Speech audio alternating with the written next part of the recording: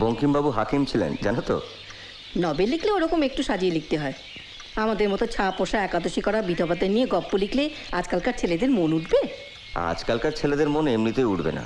বঙ্কিমচন্দ্রের একটা মেয়েও ইংরেজি জানে না। ও, শুধু ইংরেজি জানা মেয়ে হলেই চলবে তোমাদের? তবে বিপিনের বউকে অত হতচ্চিন্তা করলি কেন তখন? রাজমোহনের বউ। বিপিনের বউ আবার কি? কিসের রাজমোহন? ও তো বিপিন। যখন ছবিটা দেখালো ফুঁ দিয়ে উড়িয়ে দিলি। এ কি মা, তোমাকে তো পুলিশে ধরে নিয়ে যাবে। তুমি অন্য লোকের বউয়ের সাথে আমার বিয়ে দিতে চাও? অত করে বললুম, মেয়েটা মেম সাহেব রেখে ইংরেজি শিখেছে, সাহেবের দোকানে গিয়ে ছবি পর্যন্ত তুলে পাঠিয়ে দিলে। তখন দু বন্ধুতে কি মিল! বেচারা, একটা বছরও গেল না, বিধবা হয়ে ফিরে এলো। এক্ষুনি তার আবার খোঁজ লাগাও বড় মা।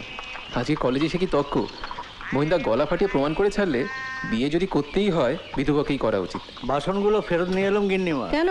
কাঁসারি পাড়ার দিকে যাওয়া যাচ্ছে না। ও, রাস্তায় লোক একেবারে ঠিক ঠিক করছে। ওই যে শিমলির নরেন দত্ত গো মারা গেছে। সে কি? কি? ওই যে গো তোমার বেলুর মঠের সাধু, এমন দুধ দাঁড়িয়ে যাচ্ছে সব পোল শুদ্ধ ভেঙে পড়ার জোগাড়। একটা ক্যারাঞ্চি গাড়িও যাচ্ছে না।